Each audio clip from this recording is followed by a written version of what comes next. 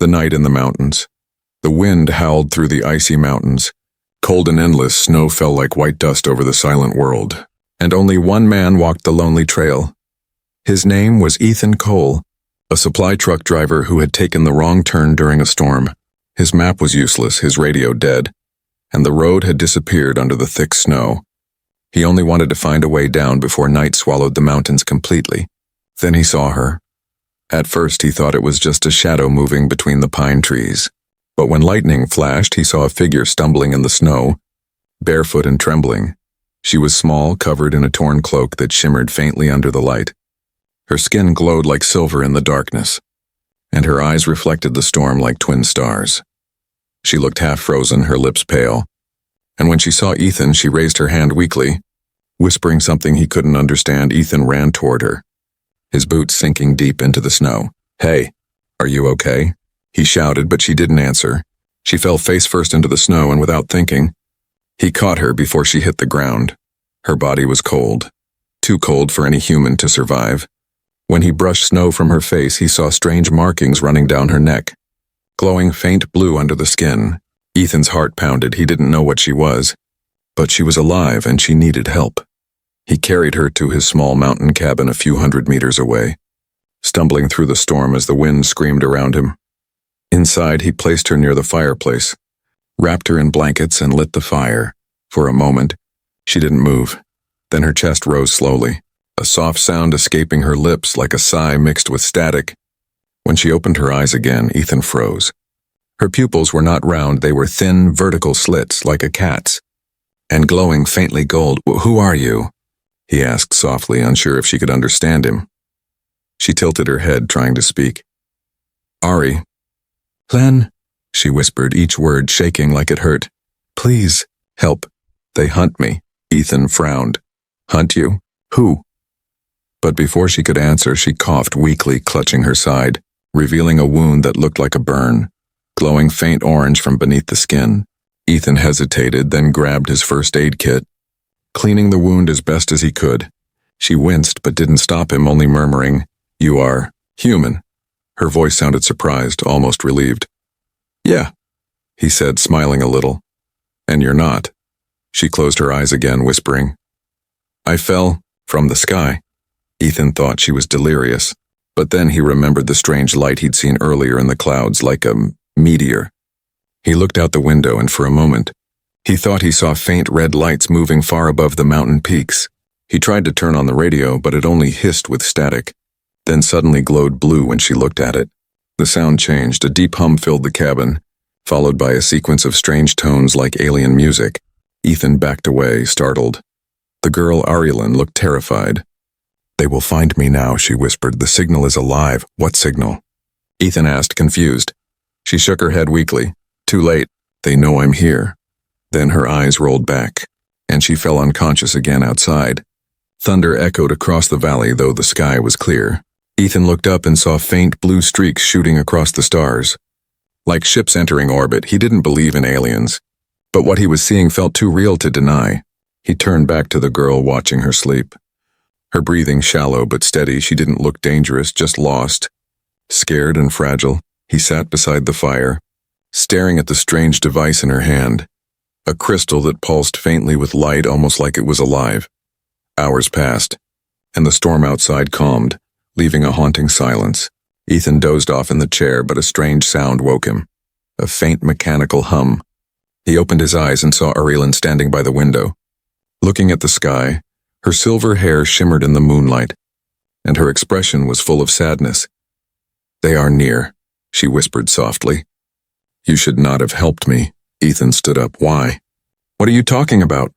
She turned to him, tears shining in her eyes. "Because when they find me, they will burn everything." He stared at her, his heart cold. "Who will?" She looked up at the stars, her voice trembling. "My people." The words hung in the air like a curse. Then the ground trembled, faint but real, as if something enormous had entered the atmosphere. Ethan rushed to the door and stepped outside, the cold biting his skin. The sky was no longer dark. It flickered with red lines. Like scars burning through the clouds, he couldn't explain what he saw next. Shapes, huge and distant, moving behind the storm like floating cities. Lightning flashed, and for 1 second, he saw the outline of something metallic. Fast and alive, he stepped back inside, slamming the door shut, his heart racing. Arilyn looked at him, her voice breaking. It begins. Ethan didn't understand what war or danger she carried, but he knew one thing. He had helped a stranger lost in the snow, and now the entire world might pay the price. Outside, thunder rolled again, long and deep, like the heartbeat of something watching from above, and far beyond the mountains, unseen by human eyes. 30 enormous warships turned toward Earth, closing in silently through the dark. The signal awakens. The next morning came without sunlight. Dark clouds hung low over the mountains, heavy and silent, as if the sky itself was watching. Ethan woke up shivering. The fire had turned to ash, and the small cabin felt colder than the night before. For a moment he thought last night was a dream, until he turned his head and saw her.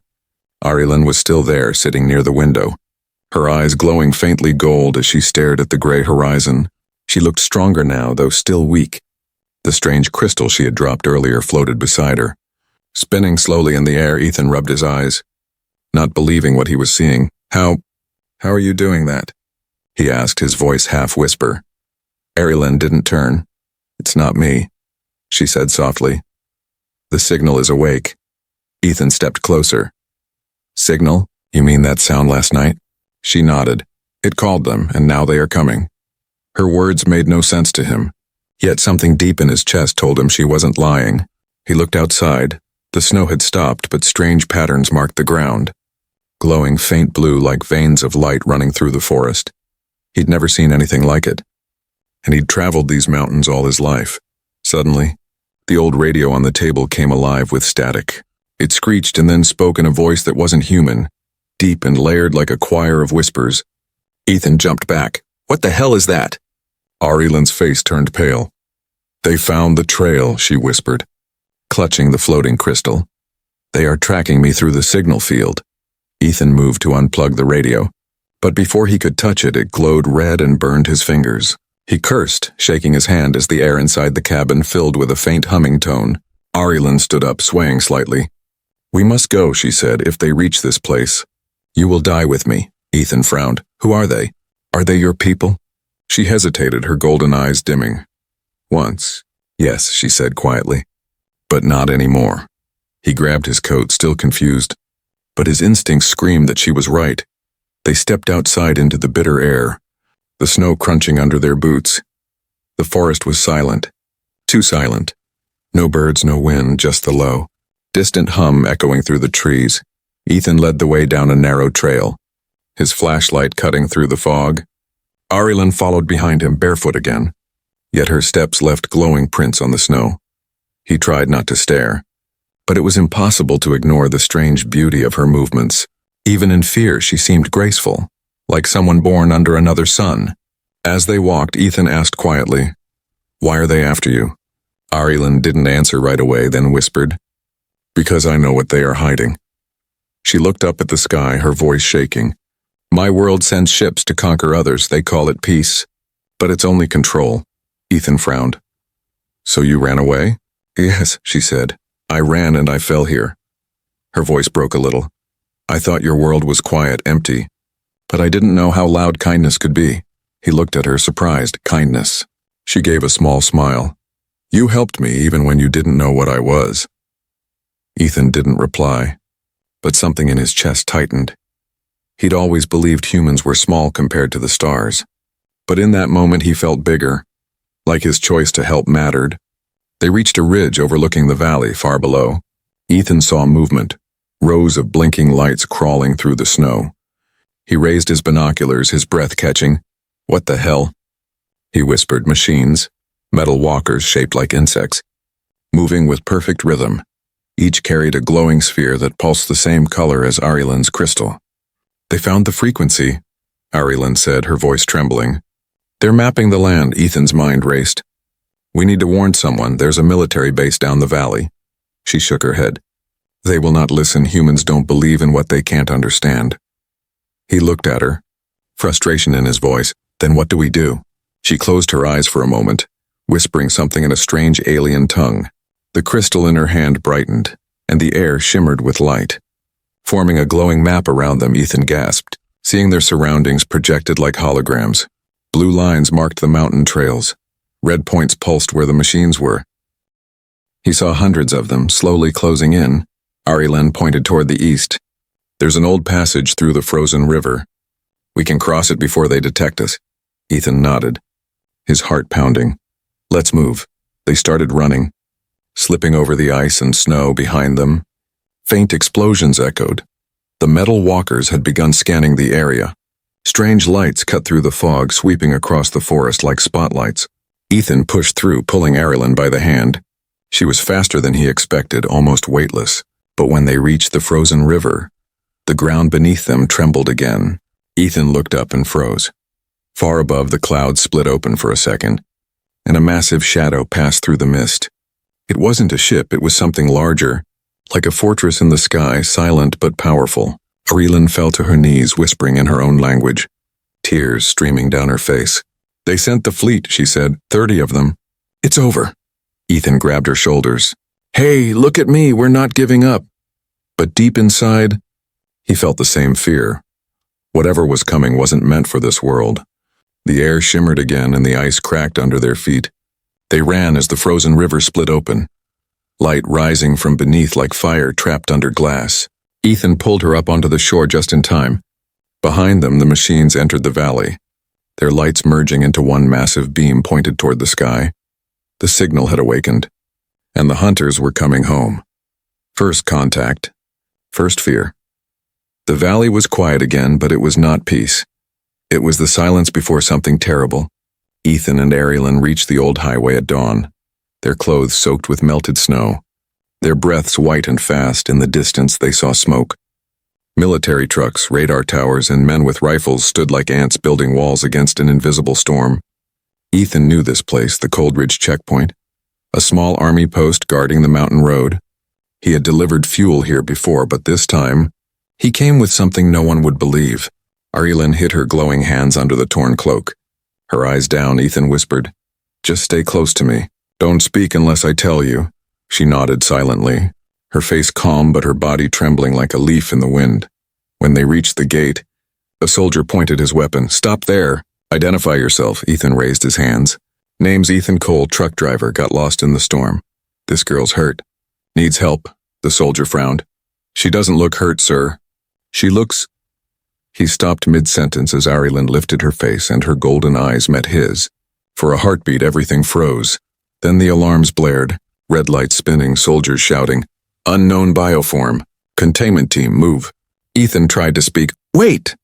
She's not dangerous." But no one listened. Dozens of men surrounded them, guns raised.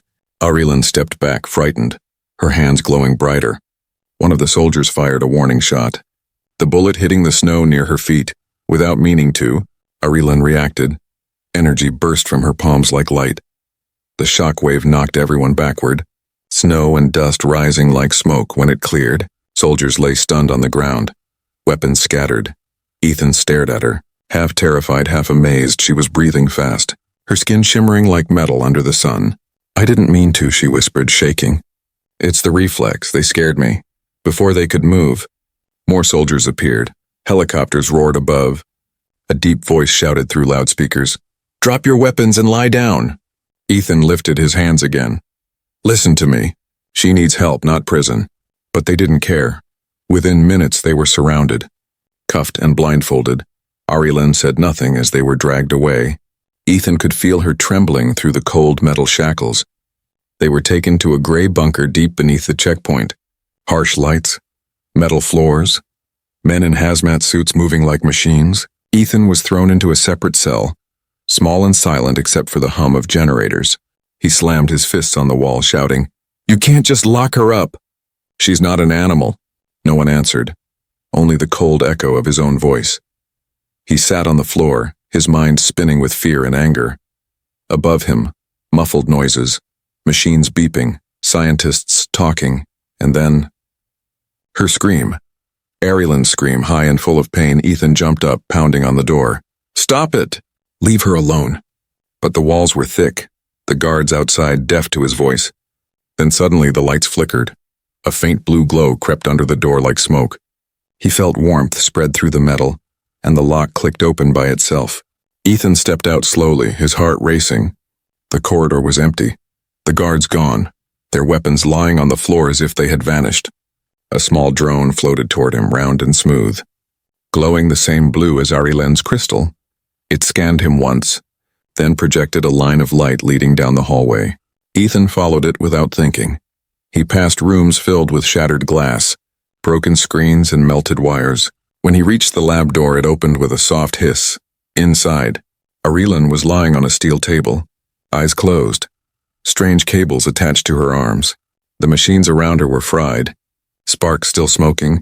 Ethan ran to her side, shaking her gently. "Hey, wake up." "It's me." Her eyes fluttered open, weak but alive. "They tried to read my mind," she whispered, "but they saw too much." Ethan frowned. "Too much? What do you mean?" Arilen turned her head toward a cracked monitor, where an image flickered, a dark fleet of warships, massive and endless, drifting through stars toward Earth. "They thought I was the threat," she said, tears in her eyes, "but now they woke the real danger." Ethan stared at the screen, unable to breathe. "Your people?" he asked quietly. She nodded slowly. "Yes. The Royal Fleet, they will erase this world to hide their shame." The ground shook suddenly, dust falling from the ceiling. The emergency alarms began to scream again. Arilen sat up, still weak, clutching Ethan's arm. "It's too late," she said. "They're here." Ethan helped her stand, the blue drone hovering beside them like a silent guide. "Then we run," he said firmly. They hurried through the collapsing corridors, lights flickering red when they reached the exit. The doors burst open with a blast of freezing air. Ethan looked up and froze. The sky above the valley was burning with light. 30 enormous warships had appeared in orbit, their black silhouettes covering the sun. Their engines roared like thunder, and their reflection turned the snow golden. Arilen covered her mouth, whispering in horror. "They came for me." Ethan stepped closer, shielding her from the icy wind. "Then we'll make them regret it," he said. She looked at him, surprised. "You would fight them?" He smiled faintly. "I don't know how yet, but humans are good at impossible things." The warships moved silently across the sky, spreading into formation. Their lights blinked like eyes watching from heaven. The world below held its breath, and deep inside the bunker, a new signal began to pulse, a human message this time. It read only 2 words. "We see you." The awakening of the fleet. The world had never seen a morning like this one. The mountains that once looked peaceful were now painted with shadows of war. 30 colossal warships floated above the clouds, silent but alive, their hulls glowing with symbols older than any human language. Each ship was miles long, shaped like a curved blade, their undersides filled with bright cores that hummed like a living heart. People across the world saw them on their screens, and every city froze. The age of myths had ended, and reality itself had changed. Ethan and Arilen stood on a ridge overlooking the valley. Below them, the military base was in chaos, soldiers shouting into radios, jets scrambling into the sky like insects flying toward a storm. But none of it mattered. The ships above were too large, too calm, too certain. Arilen fell to her knees, her eyes wide with pain. "They are not supposed to come here," she whispered. "They swore never to touch this world." Ethan helped her up. "Then why are they here?" Her voice cracked. "Because I broke their rule." She looked up at the largest ship in the center of the formation, its silver hull glowing with gold light. "That one," she said softly. "That is the royal carrier Valtirian, the throne of my mother." Ethan blinked. "Your mother? You're saying?" "I am the last heir of the Seraph Dominion," Arilen said, her tone full of sorrow. "I ran away because our empire destroys what it cannot rule." Lightning flashed around the warships, though no thunder followed. It was not weather, it was power down in the valley. Earth's fighter jets rose to meet the sky, their engines roaring, but as soon as they came close, invisible walls of energy flickered, and the planes vanished like dust in sunlight. No explosion, no smoke, just gone. Ethan stared in disbelief. "They just erased them." Arilen nodded, her eyes full of tears. "They are warning you, not fighting you." "Not yet," a voice filled the air. Not through speakers, but inside their heads. It was smooth, cold, and majestic. Arilen of the Seraph line. "You are charged with treason against the crown." Ethan stumbled, grabbing his head. "What is that?" Arilen's face turned pale. "My mother," she whispered. She has linked her mind to the planet, the voice continued, echoing through the wind. You took what was forbidden. You touched the primitive world, you infected it with defiance. Ethan shouted upward. She's not your prisoner anymore. There was silence and then laughter, soft and cruel. A human speaks, how quaint, the voice said. You think your kind matters in the vastness between stars? Arilyn trembled, clutching the crystal at her neck. Mother, stop this, she cried. They did nothing wrong. The cloud shifted as one of the warships descended lower, its engines melting snow across miles from its underside. A beam of light struck the ground near them, forming a massive glowing circle on the frozen earth. Inside it, figures began to appear, tall, armored beings with faces hidden behind silver masks. Ethan stepped back. What are they? Arilyn whispered. Enforcers, the royal guard. The soldiers moved like shadows, their weapons humming with blue energy. One of them pointed at Arilyn, speaking in a language that sounded like music twisted into command. She raised her hand slowly. Please, I don't want to fight. But when they aimed their weapons, something inside her changed. Her eyes flared bright gold. The ground beneath her cracked, and the air shimmered with invisible heat. Ethan felt the pressure building, like the mountain itself was breathing through her. He shouted, Arilyn, stop! You'll kill yourself! She turned toward him, tears streaming. I can't let them take me alive. Before the guards could fire, Ethan ran forward, wrapping his arms around her. Pulling her back from the edge, the energy around her dimmed slightly, her breathing ragged. For a moment, everything was still. Then the guards raised their weapons again, but before they could fire, a massive explosion tore through the sky. A human missile, launched from the base below, hit one of the lower ships. The blast shook the valley like an earthquake. For the first time, one of the alien ships bled light, cracks spreading across its hull like broken glass. The voice of the Seraph Queen echoed again, this time filled with fury. So be it. The world of men has chosen war. The other ships turned in unison. Their cores blazing red, Arilyn screamed, No! Don't do this! Ethan grabbed her hand. We have to move!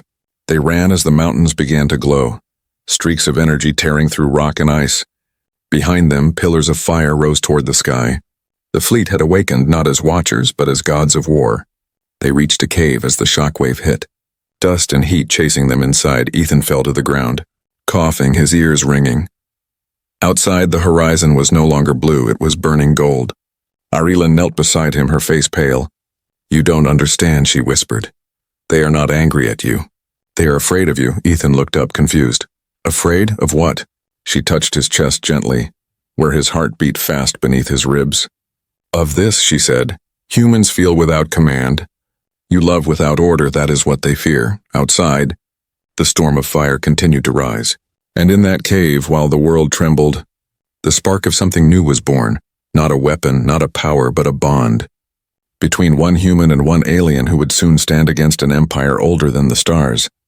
The choice of the human. The cave shook with distant thunder, but it was not thunder from clouds. It was the sound of war echoing through the bones of the mountains outside. Streaks of burning light fell from the sky as human missiles rose to meet alien fire. The horizon glowed red and white, like two suns fighting for the same sky. Ethan sat near the entrance, his face lit by the dying flames. His heart torn between fear and fury, Arilyn lay beside the wall, her silver skin dimming, her breath uneven. Every time the fleet above fired its weapons, the crystal around her neck flickered weakly. She whispered, They are draining the world's energy, searching for me. Ethan clenched his fists. They'll burn the whole planet just to catch you. Her golden eyes met his, full of sadness. That is what they have always done. He looked out again. Watching a human jet burst into fire miles away, he felt helpless. Just one man hiding in the dirt while the sky fell apart. For years he had believed humanity was small, fragile, lost among stars. But now he realized humans were the only ones still fighting. No empire, no queen, no god would scare them into silence. Arilyn slowly sat up, touching the cracked crystal. Ethan, she said softly. I can end this, he turned sharply. End this how? If I surrender, they will stop, she said. They will take me, erase the memory of this place, and leave your world alive. Ethan shook his head. You think they'll just leave? They'll come back once they know we exist? She smiled faintly. Perhaps, but not today. You will live. Your kind will live. He stared at her in disbelief.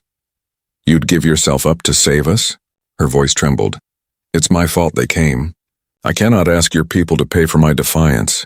Ethan stood, pacing in the narrow space, anger burning in his chest. No, he said. You don't get to decide that, not alone. He pointed at the sky. They came here to prove humans are weak. If you surrender, they win. Arilyn reached out, taking his hand gently. And if I don't, they will turn this world to ash. Ethan froze, torn between logic and something deeper. He looked at her, this alien girl with light in her veins. Trembling but brave. He had met her only days ago, yet she had changed everything he believed about humanity. She made him see that compassion was a weapon more powerful than fear. Suddenly the cave filled with a low hum. The blue drone that had followed them flickered to life again, projecting symbols in the air. It spoke in Arilyn's language, a voice Ethan didn't understand but could feel. It was a warning.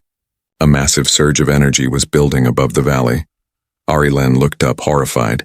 They are activating the purge field. The what? Ethan asked. It will cleanse everything within this hemisphere, she said, her voice breaking. No life will remain. Ethan's mind went blank for a second. Then he stepped forward. Then tell me how to stop it. Arilyn hesitated. You can't, don't tell me that, he snapped. There must be something. She looked into his eyes, her tears glowing faintly. There is, but it will kill me. She removed the crystal from her neck, placing it in his palm. This is a memory core, she whispered. It holds my truth, my lineage, and my heart. If I link it to their signal, it will overload the purge field, but it will also burn me from existence. Ethan stared at the glowing shard, its light pulsing like a heartbeat. He couldn't speak for a moment. The air felt too heavy.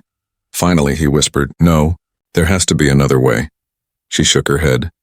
You are a soldier of kindness, Ethan, but kindness cannot stop a storm. It can only light the way through it. She smiled weakly. You helped a stranger, and now your compassion will save a world. He grabbed her shoulders, shaking his head. You're not dying for me. She touched his cheek gently. Then live for me. The hum outside grew louder, the mountains glowing red as the purge field began to open. Ethan turned, staring at the endless sky burning above. He thought of every human watching this moment, afraid, lost, desperate. If he let her die, he'd be saving them, but losing the only proof that compassion could bridge the stars. He clenched his jaw, his decision made. He placed the crystal around his own neck, feeling its warmth sink into his chest. Arilyn gasped, Ethan, no, you can't bear it. He smiled faintly. Then we'll bear it together. The crystal's light spread across both of them, threads of gold weaving through the air, connecting them as one. The drone beside them began to glow brighter, translating their combined signal into a wave of pure emotion. Fear, hope, love, defiance. Far above, the warships paused. The purge field wavered, its crimson glow turning pale. Inside the royal carrier, the Queen of Seraph looked down. Her perfect calm broken for the first time, she whispered, What is this feeling? Her soldiers around her faltered, clutching their heads, overwhelmed by the surge of alien emotion, human emotion pouring through the network. On the ground, Ethan screamed as the light inside him burned. Arilyn held him close, whispering, It's working. Stay with me. He nodded weakly, his body shaking, the crystal pulsing faster and faster. Outside, the flames in the sky began to fade, the warships flickering like dying stars. The purge field collapsed in silence, and one by one, the colossal ship started to retreat, fading into the cold clouds. Arilyn fell to her knees. Her glow fading, Ethan caught her, his vision blurry. We did it, he whispered. They're leaving, she smiled faintly. You chose love, and love saved them. Her body turned translucent, her voice soft like wind. Remember me, Ethan. He held her tighter. I will. The crystal cracked, light spilling across the cave like dawn breaking through stone, and when it faded, she was gone. Only the sound of falling snow remained.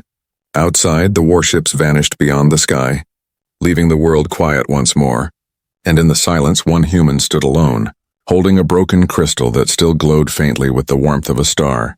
The truth above the stars, the storm had ended. The sky was quiet again, but not empty. Faint trails of fire drifted where the alien warships had vanished. Like scars glowing in the dawn, snow fell softly over the shattered mountains, burying the remains of the battle in white silence. Ethan stood alone at the edge of the ridge, his coat torn, his hands trembling, and the cracked crystal glowing faintly in his palm. He could still feel her presence in the air. Arilan's voice echoed faintly in his mind, not in words but in warmth. Every heartbeat carried her memory. Every breath reminded him that she had given everything for a world that wasn't hers. He looked at the sky where the fleet had disappeared, whispering, "You didn't die for nothing." Down below, the human base was in ruins. Jets lay broken in the snow, their wings scorched. Communication towers bent like skeletons of glass and steel. Yet in the middle of destruction there was life. Soldiers helping each other, medics shouting, people rebuilding even as smoke still rose. The human spirit refused to surrender. Ethan smiled faintly. "That's what she saw in us," he murmured. "We break, but we keep standing." He began walking down the mountain, his steps heavy but steady. The drone that once followed Arilan floated beside him, its light dim but still alive. When he reached the base, every soldier stared at him in silence. He was covered in dust and ash, yet somehow untouched by fire. A commander stepped forward, eyes wide. "Who are you?" Ethan looked at the sky again, his voice calm. "Just a man who carried someone home." They took him inside the bunker, asking endless questions. What were the ships? Who was the alien? What caused the sky to burn? Ethan had no answers that science could accept. He told them only one thing: they came for her, and she left peace for us. The officers exchanged uncertain looks, unable to understand, but when they checked their instruments, they found something impossible. Every satellite around Earth had recorded a single pulse of energy that didn't match any known signal. It wasn't mechanical, it wasn't coded, it was emotional. A wave of empathy, measurable and real, that had spread across the planet like a heartbeat. Scientists called it the light event. Governments tried to hide it, but the world had already seen, for 1 second, every living thing had felt a strange warmth inside. Fear fading, sorrow softening, hearts quieting. No one knew why, but everyone remembered it. Some said it was a solar flare. Others whispered it was a message from the stars. Ethan said nothing. He only kept the broken crystal close to his heart. Weeks passed. The skies stayed clear. No more ships, no more signals. Only a strange peace that felt both new and fragile. Ethan returned to his cabin in the mountains, now half buried in snow. He rebuilt it quietly, one plank at a time. Every night he sat by the fire, watching the crystal's faint glow. Sometimes he swore he could see her reflection in the flame, her soft smile, her eyes full of light. He would whisper, "You're still here, aren't you?" Then one night the radio came alive. No static this time, just a single tone, soft and rhythmic. The same sound Arilan used to summon her fleet. Ethan froze, his hand hovering over the dial. The voice that followed wasn't hers, but it carried her language. It said, "Human world. Message received, we saw what you did, and we will remember." He sat in silence, tears burning in his eyes. The voice faded, but the meaning stayed. Arilan's sacrifice had changed something far beyond Earth's sky. Her people, the Seraph Dominion, had witnessed compassion for the first time in their long, merciless history, and it had frightened them. Because empathy was stronger than their power. Because one human heart had made them question their own perfection. Ethan stepped outside into the cold air. Looking up at the stars, the wind was gentle. The world quiet again for the first time. He didn't feel small under the universe. He felt seen, he whispered. She was right. We are more than they think. Behind him, the drone rose higher, projecting a faint image in the sky. Arilan's silhouette made of light, smiling down before fading into the clouds. Ethan smiled back, his voice steady. "You'll never be forgotten." The next morning, news spread across the world. Astronomers had detected a new signal from deep space, not hostile, not coded, but musical. A sound made of frequencies matching human emotion, and at its center, 3 repeating words pulsed like a heartbeat. "We see you, we remember, we learn." Humanity didn't know it yet, but that message marked the beginning of a new age. An age not of conquest or fear, but of understanding. Born from one act of kindness in the snow, a moment when a man helped a lost girl across the mountains, and the galaxy itself paused to listen. The promise of 2 worlds, the world healed slowly. Winter melted into spring, and the mountains once scarred by fire began to bloom again. Grass pushed through the ashes, rivers cleared their reflection, and for the first time in months, the sky stayed calm but high above, unseen by most. Faint lights still shimmered among the stars. Silent watchers keeping their distance, humanity called them the Guardians. Though no one truly knew who they were, Ethan Cole lived quietly now. His cabin stood rebuilt at the edge of the forest, stronger than before every morning. He stepped outside to breathe the cold air and watch the sunrise paint the peaks gold. He still carried the cracked crystal in a chain around his neck. Its light faint but alive to everyone else.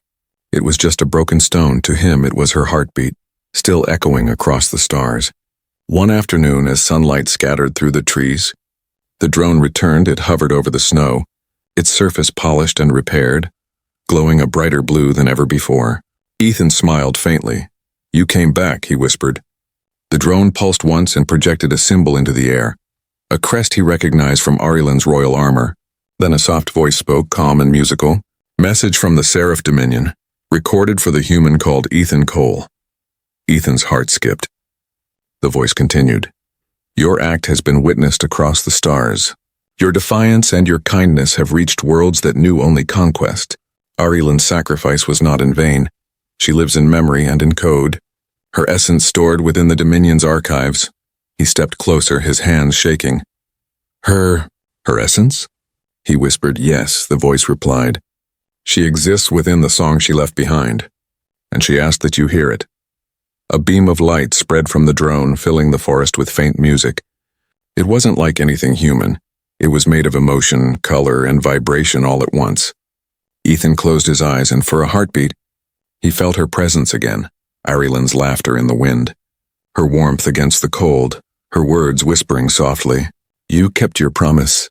Tears rolled down his face, but he smiled, whispering back, "So did you." The drone's voice changed again. "The Dominion has begun to change. The Queen has fallen silent, and new voices speak in her place. The war fleets have turned to exploration, and we have learned what your kind call empathy." Ethan looked up at the endless sky, where the clouds drifted like silver sails. "So she changed them," he said softly. "She began it," the drone answered. "But it was you who proved it could be real." That night, Ethan sat outside by the fire, the stars glittering brighter than he had ever seen. All across the world, strange signals appeared again. Soft lights forming patterns above oceans and cities. They weren't ships. Not anymore, they were messages written in starlight. Each one carried the same pulse, the frequency of human emotion that Arilan had awakened. People across Earth watched in awe. For the first time, the universe wasn't silent. It was speaking, and it spoke in the language of the heart. Ethan held the glowing crystal to the firelight. It reflected the stars above, and for a moment, he saw two skies overlapping, one human, one alien, both shining the same. He whispered, "You didn't just save us. You taught us who we are." The wind moved softly, carrying the scent of pine and snow. Somewhere far above, the Seraph fleet listened, and from their ships came a final message broadcast to every human receiver. From one soul to another, peace between our worlds, forever. Ethan looked toward the horizon, where dawn began to rise. The first rays of sunlight touched the peaks, turning ice into gold. He stood silently, the crystal warm in his hand. In that moment, he understood Arilan hadn't left him behind. She had given him something greater than love. She had given him purpose. He turned toward the forest, whispering, "We'll build it together, your world and mine." And somewhere in the quiet between stars, her voice answered, gentle as light, "Then the promise is kept." The sky brightened, the world exhaled, and the new age began, not ruled by empires or fear, but by a single truth whispered across the galaxies, that even in the coldest corner of the universe, a human heart could change the stars.